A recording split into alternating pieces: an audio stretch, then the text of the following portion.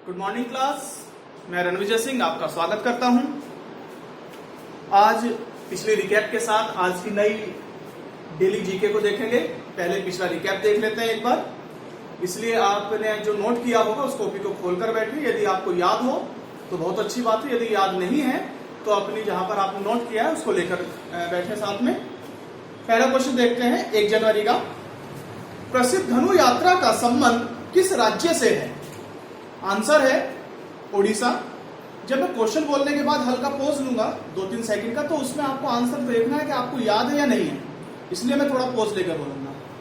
दूसरा क्वेश्चन है, पहली और दूसरी तिमाही के लिए जारी स्वच्छ सर्वेक्षण लीग 2020 में कौन सा शहर शीर्ष पर रहा? आंसर है इंदौर। किस राज्य के परिवहन विभाग ने साल के हर महीने के पहले दिन को नो व्हीकल डे के रूप में मनाने का निर्णय लिया है? आंसर है राजस्थान। संतुष्ट नामक पोर्टल का संबंध किस मंत्रालय से है? आंसर है श्रम एवं रोजगार मंत्रालय। अगला है, हाल ही में दिल्ली के प्रसिद्ध मुकरबा चौक का नाम बदलकर शहीद विक्रम बत्रा चौक करने का निर्णय लिया गया है। शहीद विक्रम बत्रा का संबंध निम्नलिखित में से किससे है? आंसर है कारगिल युद्ध। नेक्स्ट क्वेश्चन, खबरों में रहा डार्नियर 288 क्या है? आंसर है फ्लाइट इंस्पेक्शन सिस्टम एयरक्राफ्ट। अगला, ऐतिहासिक भीमा कोरेगांव बैटल की वर्षगांठ कब मनाई गई? आंसर है 1 जनवरी। दुनिया की सबसे पुरानी माने जाने वाली फाउस्टा नामक 57 साल की मादा ब्लैक राइनो की मृत्यु हाल ही में कहां पर हुई है? आंसर है तंजानिया। खेलो इंडिया गेम में इस बार किन किन खेलों को पहली बार शामिल किया गया है? आंसर है लॉन बॉल और cycling. Tata steel tour championship का संबंध किस खेल से है? आंसर है गोल्फ। 27वें राष्ट्रीय बाल विज्ञान सम्मेलन का आयोजन हाल ही में कहां किया गया? आंसर है तिरुवनंतपुरम। अब देखते हैं 2 जनवरी की। खालसा पंथ की स्थापना कब और किसने की? आंसर है 1699 में गुरु गोविंद सिंह ने। NTCAA रेजुलेशन पास करने वाला देश का पहला राज्य कौन सा है? आंसर है केरल। अगला क्वेश्चन, मकर विलक्कू महोत्सव का संबंध किस राज्य से है? आंसर है केरल। अगला, हाल ही में प्रधानमंत्री ने DRDO की 5 यंग साइंटिस्ट लेबोरेटरी देश को समर्पित की है। DRDO का प्रमुख कौन है? तो इनका आंसर है G सतीश रेड्डी। जनप्रतिनिधि अधिनियम 1951 की किस धारा के तहत निर्वाचन आयोग ने political parties registration management system यानी कि PPRTMS को लॉन्च किया है? आंसर है 29A। Small satellite launch vehicle के लिए दूसरा लॉन्च पॉड कहां पर स्थापित किया गया है? आंसर है Thoothukudi, Tamil Nadu. Prohibition of attack against nuclear installation agreement पर 1988 में किन 2 देशों ने हस्ताक्षर किए थे? आंसर है भारत पाकिस्तान। हाल ही में किसने जलवायु संकट से निपटने के लिए अर्थ शॉर्ट प्राइज नामक प्रतिष्ठित पुरस्कार की घोषणा की है? आंसर है कैम्ब्रिज के शासक प्रिंस विलियम। अगला क्वेश्चन है, पर्यटन को बढ़ावा देने के लिए नेपाल ने हाल ही में कौन सा कैंपेन लॉन्च किया है? आंसर है विजिट नेपाल ईयर 2020। हाल ही में रूसी सेना द्वारा एक नए अंतर महाद्वीपीय मिसाइल सिस्टम को शामिल किया है, इसका क्या नाम है? A1 guard. हाल ही में किसने दृष्टिबाधितों की सहायता के लिए मनी ऐप लॉन्च किया है? आंसर है RBI। ठीक है, ये हमने पिछला जो था वो दोहरा लिया है। अब आगे चलते हैं। आज आपकी 3 जनवरी की करंट अफेयर है ये, ठीक है, और हमारे प्रोग्राम का नाम है डेली जीके। पहला क्वेश्चन क्वेश्चन है, हाल ही में विश्व स्वास्थ्य संगठन ने 2020 को किस वर्ष के रूप में मनाने का निर्णय लिया है? तो इसका आंसर है नर्स और मिडवाइफ अंतर्राष्ट्रीय वर्ष। नर्स और मिडवाइफ अंतर्राष्ट्रीय वर्ष। मिडवाइफ बोलते हैं दाई को, ठीक है। और ये क्वेश्चन वैसे बहुत आसानी से याद हो जाएगा, क्योंकि फिलहाल क्या चल रहा है? कोरोना। और 2020 में क्या चल रहा है आपका? कोरोना। और कोरोना में सबसे ज्यादा योगदान किसका है? नर्स का। डॉक्टर्स का भी है, मानते हैं, लेकिन यदि आप मेडिकल फील्ड को देखते हैं तो इसमें तकरीबन 60% स्टाफ जो होता है नर्सों का होता है, बाकी में सफाई कर्मी और आपके डॉक्टर्स होते हैं, ठीक है। तो आपका कौन सा है? नर्स और मिडवाइफ अंतर्राष्ट्रीय वर्ष। मिडवाइफ का मतलब होता है दाई। नेक्स्ट क्वेश्चन है, हाल ही में भारतीय विज्ञान कांग्रेस के 107वें संस्करण का आयोजन कहां किया गया है? आंसर है बेंगलुरु। दरअसल ये भारतीय विज्ञान कांग्रेस प्रतिवर्ष होता है और इसमें नए नए आपके जो इन्वेंशन है वे देखे जाते हैं बच्चों की, ठीक है। और इस बार की जो थीम थी, थीम को जरूर नोट कर लें, इसकी जो आपकी भारतीय विज्ञान कांग्रेस की जो इस बार की थीम थी, उस थीम का नाम है science and technology rural development. Science and technology rural development, यानी कि विज्ञान और तकनीकी ग्रामीण विकास के साथ या ग्रामीण विकास के लिए, ये हिंदी में बोलते हैं। नेक्स्ट क्वेश्चन है, हाल ही में किसे संगीत कलानिधि अवार्ड से सम्मानित किया गया है? हाल ही में किसे संगीत कलानिधि अवार्ड से सम्मानित किया गया है? आंसर है एस सौम्या। आंसर है एस सौम्या। अगला, मांडू महोत्सव का संबंध किस राज्य से है? मांडू महोत्सव का संबंध किस राज्य से है? आंसर है मध्य प्रदेश। आंसर क्या है? मध्य प्रदेश। मध्य प्रदेश के बारे में थोड़ी सी बात जान लेते हैं। मध्य प्रदेश को नदियों का मायका, मध्य प्रदेश को क्या कहते हैं जी? नदियों का मायका व सोया राज्य के नाम से जाना जाता है। सोयाबीन ज्यादा उगाई जाती है यहाँ पर, इसलिए इसको सोया राज्य भी कहते हैं। दरअसल दलहन के लिए मध्य प्रदेश काफी फेमस है, दलहन और सोयाबीन वगैरह के लिए, तो इसलिए इसको नदियों का मायका और क्या कहते हैं? क्या कहते हैं बताइए? आपका सोया राज्य। अगला, सोया मतलब नींद वाला नहीं, सोया सोयाबीन वाला है।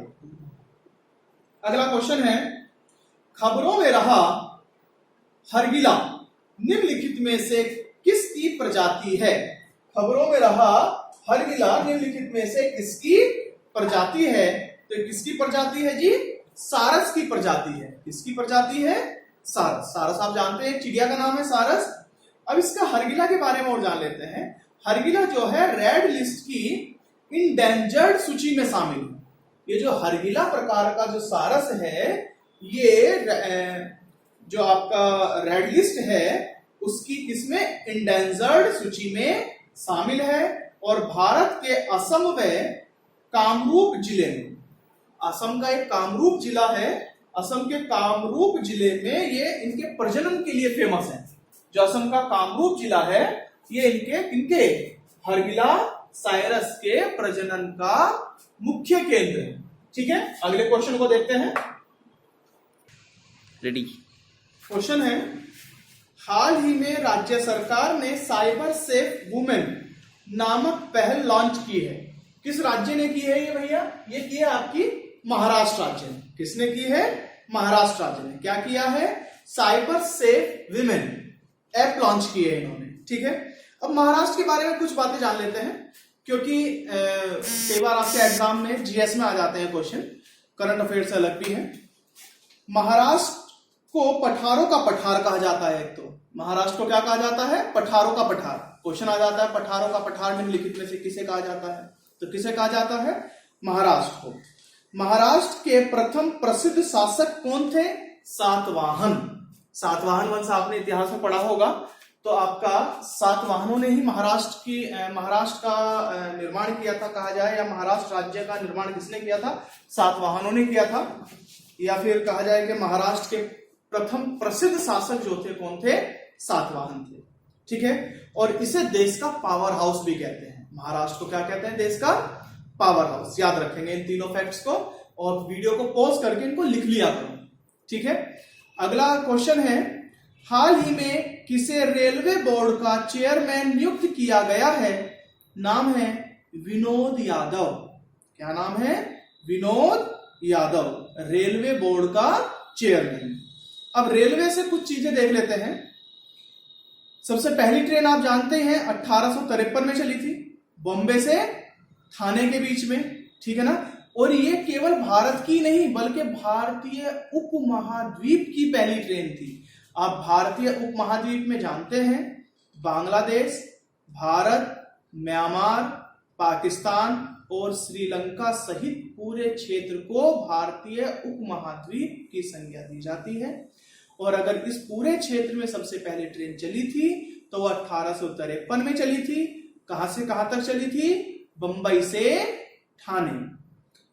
अगला फैक्ट है इसमें, पहली पैसेंजर ट्रेन, ये जो आपकी ट्रेन थी ये गवर्नमेंट ने चलाई थी आपकी, जो आपका बॉम्बे से ठाणे चली थी। पहली पैसेंजर ट्रेन जो चली थी वो चली थी 15 अगस्त 1854, यानी कि जस्ट अगले साल। हावड़ा से हुगली के लिए चली थी। ये ईस्ट इंडिया रेलवे की पब्लिक ट्रांसपोर्ट के लिए खोली गई पहली ट्रेन थी। याद रखना, जो पहली ट्रेन आपकी 1853 में चली थी वो सैनिक कार्यों के लिए चली थी, यानी कि केवल और केवल अपने गवर्नमेंट या फिर कंपनी के कार्यों के लिए चली थी। लेकिन जो आपकी 15 अगस्त 1854 के लिए चली थी ये पब्लिक ट्रांसपोर्ट, यानी कि पब्लिक इसमें एक जगह से दूसरी जगह बैठकर जा सकती थी। ये कहां से कहां तक चली थी इस चीज का भी याद रखना, हावड़ा से हुगली, याद रहेगा। उत्तर में, उत्तर मतलब उत्तर ये क्षेत्र कहा जाता है मध्य प्रदेश से ऊपर, और आपका पूरा राजस्थान, उत्तर प्रदेश वगैरह का क्षेत्र को उत्तर भारत बोलते हैं। उत्तर में पहली ट्रेन 1859 में इलाहाबाद से कानपुर के लिए चली थी। कहां पर चली थी? इलाहाबाद से कानपुर के लिए चली थी। और आगे लास्ट इसका फैक्ट है, इंडियन रेलवे एशिया का सबसे बड़ा व दुनिया का दूसरा सबसे बड़ा नेटवर्क भी है। एशिया का सबसे बड़ा है लेकिन दुनिया का दूसरा सबसे बड़ा रेल नेटवर्क भारत में ही है, इंडियन रेलवे है। इसमें कुल कितने जोन है? 16 जोन है। ठीक है, नेक्स्ट क्वेश्चन को चलते हैं। हाल ही में 60वें वार्षिक यक्षगान परफॉर्मेंस का आयोजन कहां किया गया है? यह किया गया है भैया कर्नाटक। कहां पर? कर्नाटक में।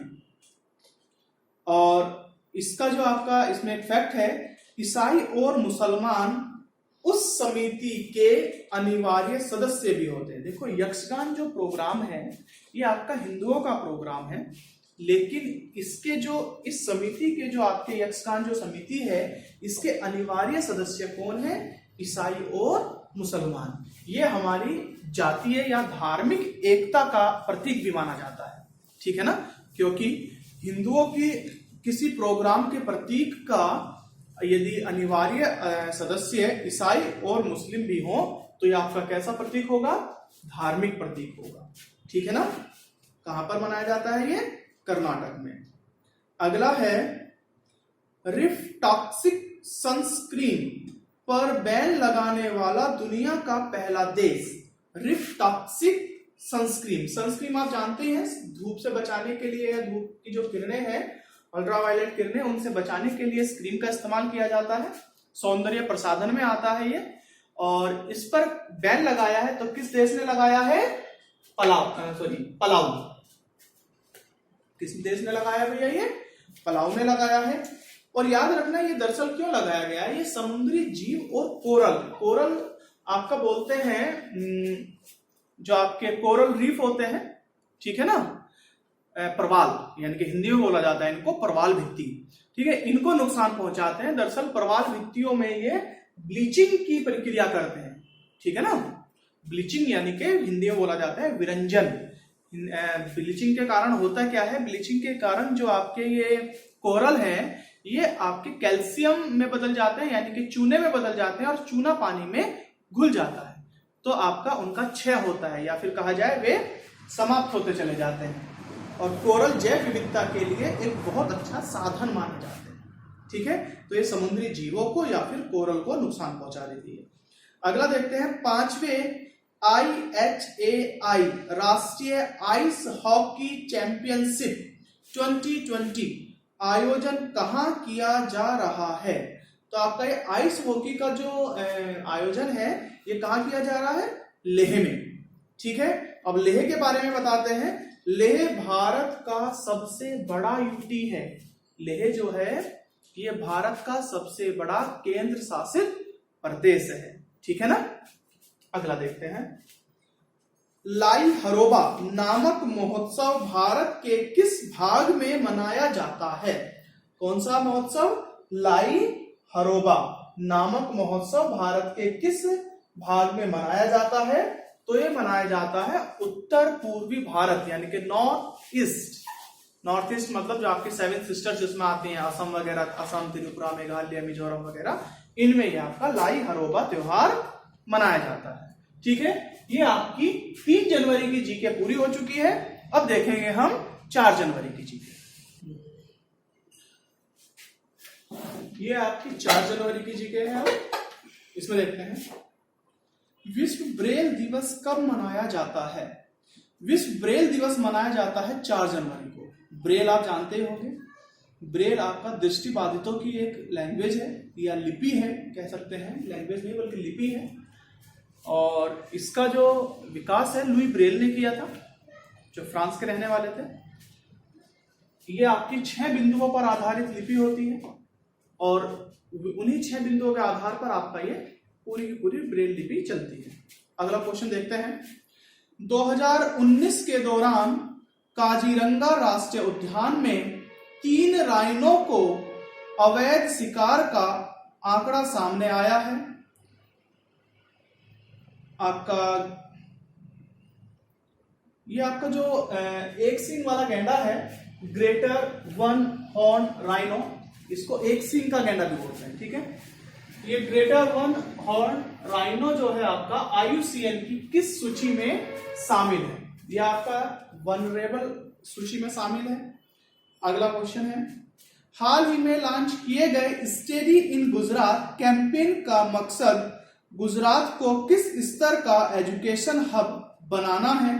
आंसर है राष्ट्रीय और अंतरराष्ट्रीय स्तर का। ठीक है, गुजरात के बारे में थोड़ा बात कर लेते हैं।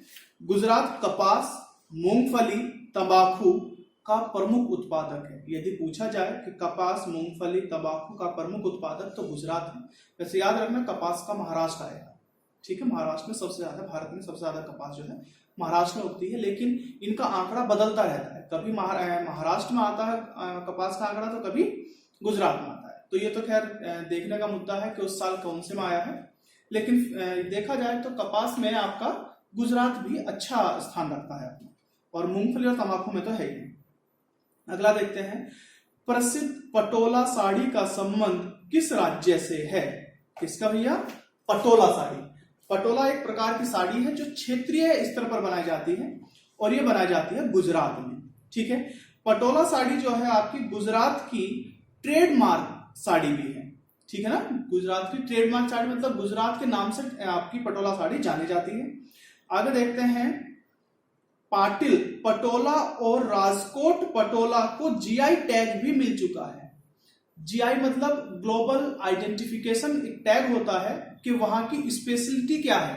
तो उसको देखा जाए तो आपका पाटिल पटोला और राजकोट पटोला को इसका टैग मिल चुका है। ठीक है, आगे देखते हैं, हाल ही में किस राज्य सरकार ने 2020 को कृत्रिम बुद्धिमत्ता वर्ष घोषित किया है? कृत्रिम बुद्धिमत्ता कहा जाता है आर्टिफिशियल इंटेलिजेंसी। ठीक है ना, तो किसने किया है? ये आपका तेलंगाना ने। ठीक है, तो आर्टिफिशियल इंटेलिजेंसी को तो आप जानते होंगे। आर्टिफिशियल इंटेलिजेंसी जो होती है, डांस फॉर डांस फेस्टिवल का आयोजन कहां किया गया है? डांस फॉर डांस फेस्टिवल का आयोजन कहाँ किया गया है? तो ये किया गया है चेन्नई में। अगला है उमारो सिस्कोको इम्बालो ने हाल ही में किस देश के राष्ट्रपति पद का चुनाव जीता है? ये नाम है भैया उमारो सिस्कोको इम्बालो। ठीक है, इन्होंने राष्ट्रपति चुनाव जीता है। तो कहाँ का जीता है?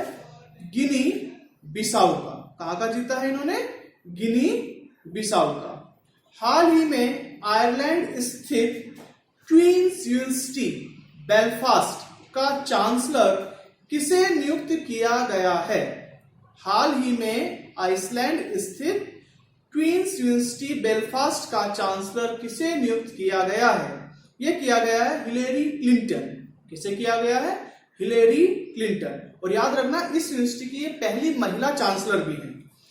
अगला है सुनीता लाकड़ा ने हाल ही में अंतरराष्ट्रीय खेलों से संन्यास ले लिया है। इसका संबंध किस खेल से है? इसका संबंध किस खेल से है? तो किस खेल से है? हॉकी। किस खेल से संबंध है भैया इनका? हॉकी से संबंध है। अगला है हाल ही में किसे लोकमान्य तिलक पत्रकारिता पुरस्कार से सम्मानित किया गया?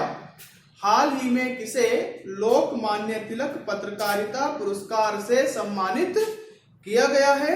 आंसर है संजय गुप्ता। क्या आंसर है? संजय गुप्ता। याद रखना ये जो संजय गुप्ता जी हैं ये दैनिक जागरण के वरिष्ठ पत्रकार हैं और ये जो पुरस्कार है ये केसरी अखबार के संस्थापन से शुरू हुआ है। यानी कि इनकी जो है केसरी अखबार की जो वर्षगांठ मनाई गई है 139वीं वर्षगांठ पर ये पुरस्कार दिए गए हैं। और याद रखना केसरी अखबार की जो शुरुआत की थी ये लोकमान्य तिलक ने की। ठीक है, और इसी के साथ आज का सेशन खत्म करते हैं। कल फिर अगले नए क्वेश्चनों के साथ आएंगे। तब तक के लिए नमस्कार।